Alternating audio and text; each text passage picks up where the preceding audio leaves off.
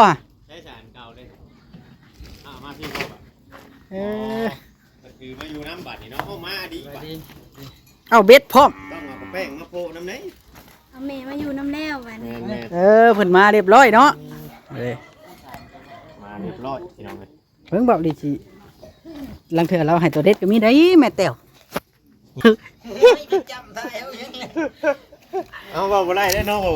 บ่ได้ได้พกโตรถโยกแล้วรถใหญ่ขี่คือหมูยอนนะเมื่อค่ำก็ได้จูเฮานะกันได้รถใหญ่แต่ขึ้นเบิ้งเบาลีสิขึ้นเบิ้งกันได้ไพ่ผ้าแล้วก็ทุกอย่างสิดีขึ้นน้าทางบอกนี่ก็มีมึงที่เล็กมีท้องมือนี่พี่น้องแล้วหน่อกล้วยได้2หน่อเนี่ยคือมาใหม่ๆ2 3บ่ทุก3ดอกยัง2เนี่ย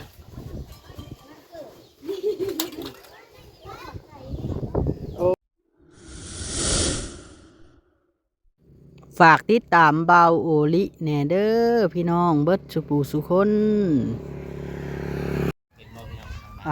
สบายดีพี่น้องเด้อมื้อนี้ก็หนุ่มโอยก็ได้ไปเก็บเครื่องมาเลยเด้อพี่น้องเนาะจากบ้านหลังเก่า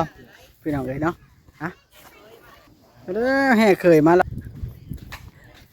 โอ้แห่เคยมาแล้วบ่แล้วมาแล้วดี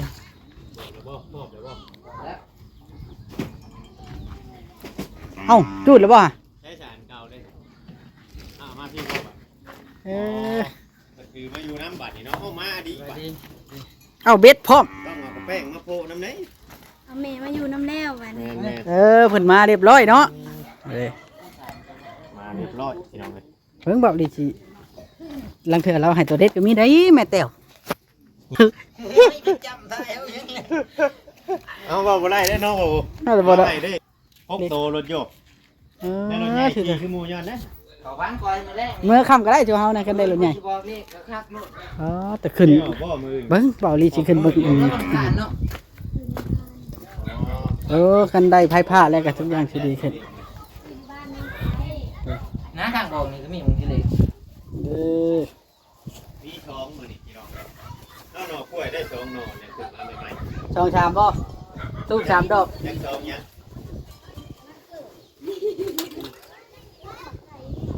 โอ้มาเบิดจะบอกอันนี้ยิ้มได้แล้วบัดนี่ทยอยยิ้มได้แล้วบัดได้ครอบเพิ่นน่ะเด้จะละน้อยได้ยิ้มลายได้ขึ้นเทิงบ่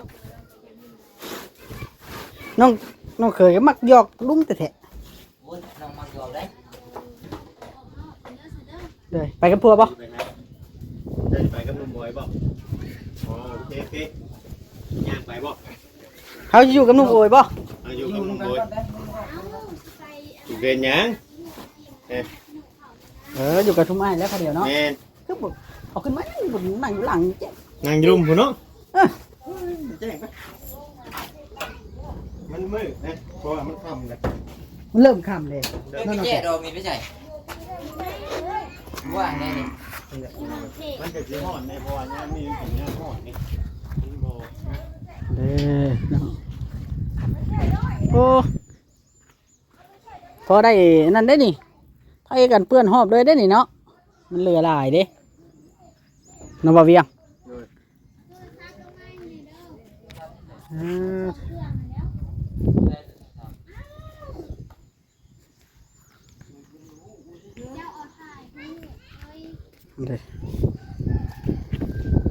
มาแล้วนุ่มโอยเก็บเครื่องมาแล้วบ่เวียงจะมีความเห็นได้เด้แล้วจุดธูปครอบแม่แล้วชดชื่นขึ้นได้เอามานั่งบอลเก่าเลยเร็วกันบ่เวียงใช่เขานั่งน้ำเด้อลื่นไหนแล้วนั่งเพียวนั่งน้ำก็ได้จะนั่งน้ำรถสั่งฟองก่อนนั่งน้ำเบายังนุ่มโอยชุดรอนุ่มโอยคนจริงใจได้เบาโอยคนจริงใจได้สื่อเพจอันคอยฮับแล้วฮับได้บ่สบายดีก็เนาะสบายดีของเนาะคือว่าหลังจากที่ไปเอาเครื่องมาใบหน้าก็เริ่มยิ้มแย้มแจ่มใสสดชื่นขึ้นมาหลายพี่น้องเลยจ้ะตอนนี้ก็มี FC หลายๆคนเนาะเพิ่นให้กำลังใจทั้งเบาโอยพี่น้องเนาะทั้ง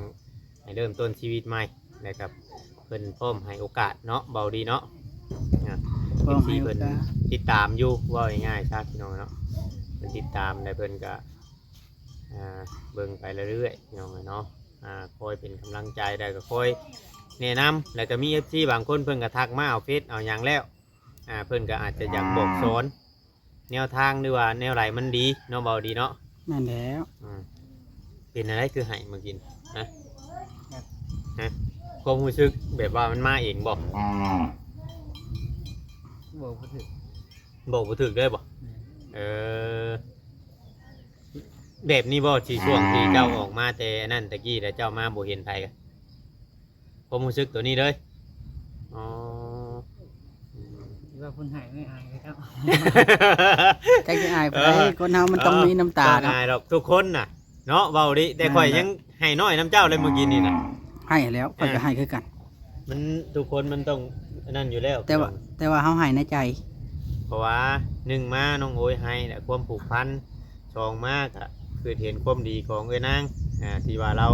เคยถามห้องถามว่าตื่นนะบ่จังชั้นจังซี่เนาะ ก็ง่ายนะอยากอยู่ใกล้แล้วเนี่ย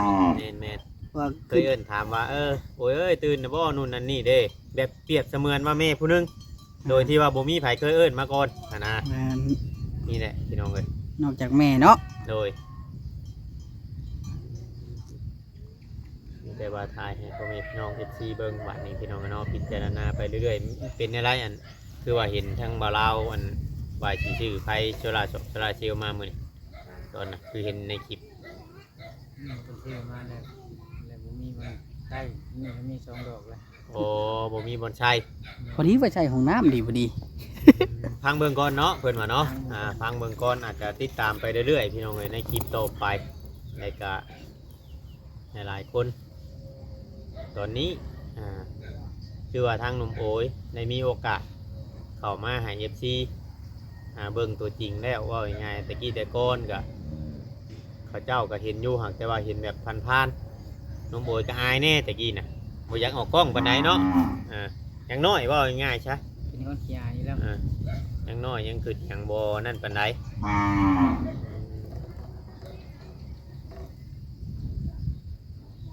นี่แหละน้องเนาะเฮาก็บ่จักมันความสิว่าน้ำน้องเพิ่นได้พี่น้องเนาะก็คือน้องไทยเว้าเนี่ยเราก็ให้เข้าใจเพราะว่าสมมุติทำเจ้าไปเอาลูกเอาเมียอยู่บ้านอื่น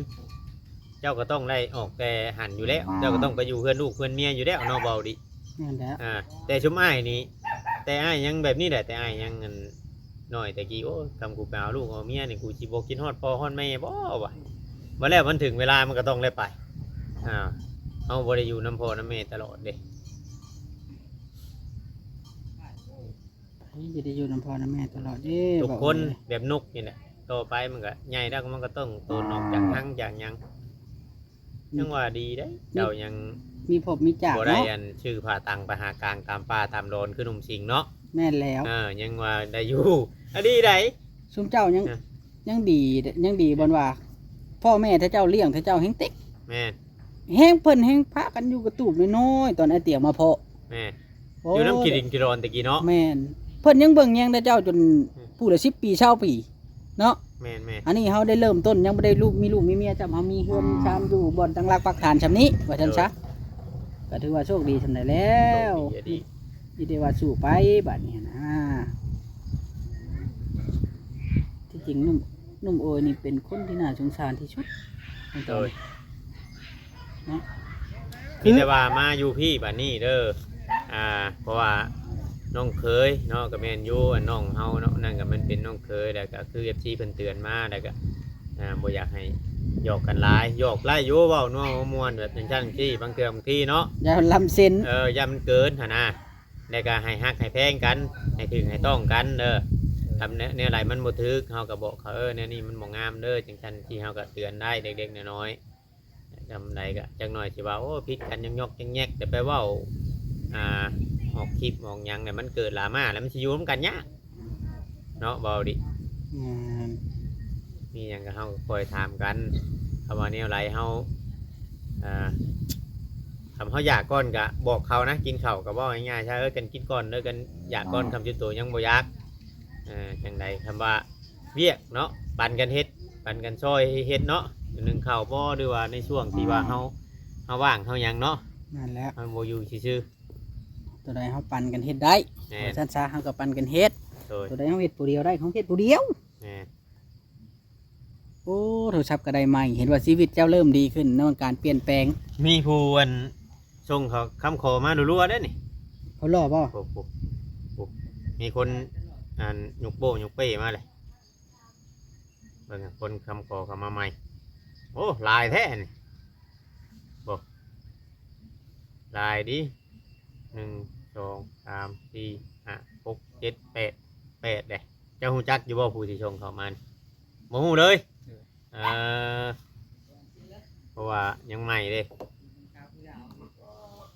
วันนี้ไปฉากอยู่ใช้แบตบัด ฉากเย็นหมูแล้ว อ๋อพอสั่งน้ำข้าวเจ้าก่อนเนาะอ่า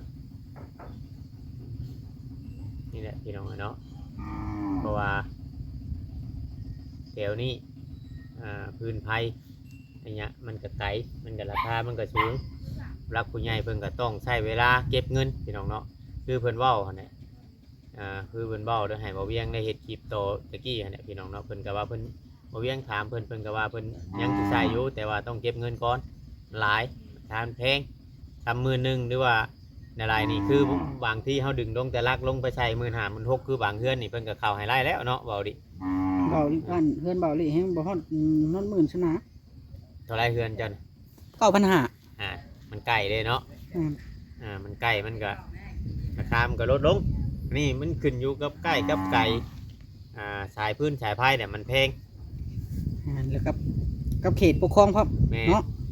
เราก็ต้องเสียค่าเช่นบ้านเช่นอย่างน้ำเล็กเขาไฟนี่เนาะ แม่นแล้วสัมมโนตัวเลขไปขึ้นยืนได้ นูตัวเลขข้างแน่ขึ้นยืนคือน้องโอยนี่ชื่อได้สัมมนูนี่มีปะมีเรียบร้อยปะ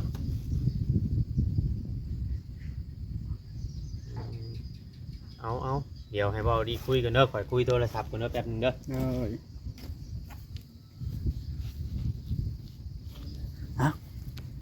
ถือว่าความเศร้าใจก็หายไปเด้อหนุ่มโอยเด้อบัดนี้อ๋อเป็นอะไรลิ้นเป็นระบบเฟซบุ๊กฮะเป็นแล้วเพิ่งไอ้ใบเพิ่งนี่เด้อรุ่นใดนี่ นิ้ว เทคโนบ่ เทคนิว โอ้ เด็กมันก็ ย มีนะมันนี่คือเปิด เปิดไพ่บ่นี่ฮูบกับเบาแซนนี่พี่น้องได้ยืนใกล้รถใหญ่สุดยอดไปเนาะแซดมาหาบ่โอยผู้สาวบ่นี่เด้ผู้ใหญ่ใจดีก็แซดมาบ่เด้โอ้คักสุดยอดได้พี่น้องลินเฟซลินหยังก็ได้พี่น้องนี่คำว่านี่บ่จ้อยก็เป็นเพื่อนหรือบ่นี่ ดีฮะคือว่าแล้วพี่น้องเนาะคือมีคนคอมเมนต์ฮูบจะบ่เอาไปก่อนเนาะไปวันนี้เนาะก็คือเขาถ่ายคลิปเนาะเขาถ่ายคลิปกับเขาบ่ได้มีความเจตนาที่ว่าบ่ดีทางเพื่อนหลังนั้นได้พี่น้องเอ้ยน้องอยู่นี่มีเจตนาบ่ดีก็ถ้าผู้เจ้าอันของบ้านเพิ่นเนาะถ้าเจ้าของบ้านเพิ่นเขามาเห็นคลิปก็ให้สบายใจได้เลยเพราะว่าเขาบ่ได้มีเจตนาพาดพิงถึงแนวบ่ดีเนาะ แม่เลย ตัวนี้ก็ได้ต้องเข้าใจน้ำตัวนี้พี่น้องเนาะ ใช่ดอกแบบว่าเขาเบิ่งเนี่ย คือว่าแบบน้องแบบยังถือต้องกันอยู่เนาะแต่ว่าผู้หญิงกับผู้ชายมันก็จะคุยกันง่ายเนาะ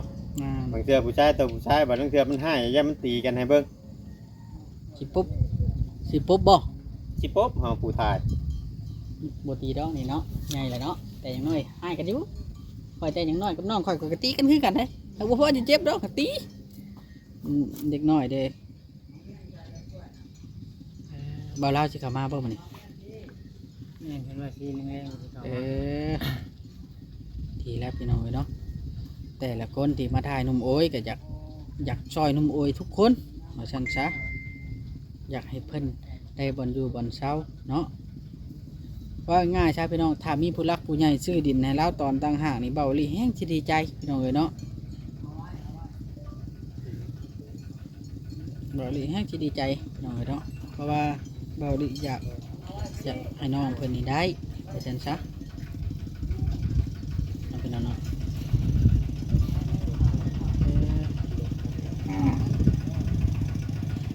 เอ้ารถมาบ่เออเพิ่นต้องแก้ไปแก้มาแม่นบ่เจ้ามือเพิ่นเนาะธรรมดาแล้วเพิ่นยัน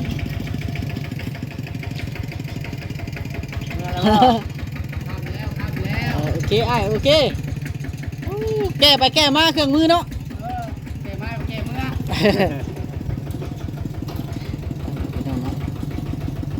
โอ้คำมืดตื่นตาได้นี่ว่าจะกินข้าวกับยังมันนี่วางแผนหนูจักดูนี่กะเจ้ามาอยู่นี้กับก็ได้ให้เป็นตู้แก้วอาศัยไผ่พึ่งได้เนาะเป็นผู้ชาย เห็นตุ๊กแก้วก็อุ่นเลยหลายคนเนาะตุ๊กแก้วเนาะ นั่นเด้ใครกว่าบ่มีอันคนอยู่ใกล้ได้น้องเบาเพียงใส่ โดย มันก็คำแล้วได้นี่เบาเพียงใส่อีกจังหน่อยเนาะ แม่ อีกจังหน่อยจังสิได้กลับได้นี่จะค่อยก็ได้ดีนั่งท่าลังเทื่อน้องแต่มาย่านอันนุ่มโอยย่านเนาะ ใช่คือนั่นแจ้งงานนั่นแท้อันนี้น้องหมดจักมุ้งมันติดไฟนี่ฮะบอก 6 โมงเหรอ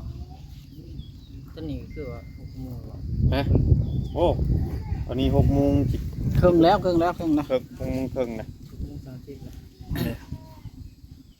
มืดเลยเด้พี่น้องเอ้ยเนาะคุยกับน้องโอยจนมืดจนค่ำเบาเพียงใส่พาเบาลิอยู่ค่ำอลี แม่น เบาลิแล้วไก่เบาเพียงใส่ตี เอ้าเนาะคลิปนี้ก็สิได้จบแล้วค่ะ เมื่อบ่ เมื่อได้เนาะทำเลย อ๋อได้ใช้นี่ของช่างเวียงบ่ จังว่านะ เห็นได้ใช้ อยู่หันแล้วใช้ปะอยู่ ช่าง ไหน วิ มีคนลืมใช้ ช่างเวียงมาถิ่มใช่ละยูมานี่ อย่างไรก็มีแต่ว่าเป็นกำลังใจให้เด้อน้องโอยเด้อ แม่น สู้ๆเด้อบ่ต้องคิดอย่างไรเด้อมีแต่ว่า น้องแม่ตัวแก้วเนาะ เพลงกันคือเก่า เอาเบิ่งแยงเอาเด้อลูกหลานเด้อมาอยู่ใกล้เด้อ แย่งกันเด้อ เอาให้ข่อยยังน่ะ เอาออกมาเกิดนี่ ยังอีก อ้าวแม่ตัว ค่อย แก้ ไป ว ซื้อกินนี่มาใส่ นี่เจ้าให้นุ่มโอยอ้อน เออ ไป เอาตอนนี้ไว้ ให้น้องโอยให้ออกเบิ่งเนาะ ออกบ่ได้นะ เอาอ้อนให้ป้าแน่นุ่มโอย เก็บมา เอ๊ะ เอากระแตนี่ออกนี่เอากระเจนะออกจากบ่วง เอ อ่ะ อ นี่ละอยู่ใกล้ลูกหลานอยู่ใกล้เนาะ แม่นก็สิได้จบคลิปลงบาดนี้ เอา เนาะ เบาลี่สิได้ขอตัวกันเด้อบัดนี้พี่น้องฝากพี่น้องกดไลค์กดติดตามด้วยเก่าเอาบ่ได้มีเจตนาบ่ดีเด้อแต่ละอันพี่น้องเนาะโดยพี่น้องสบายดี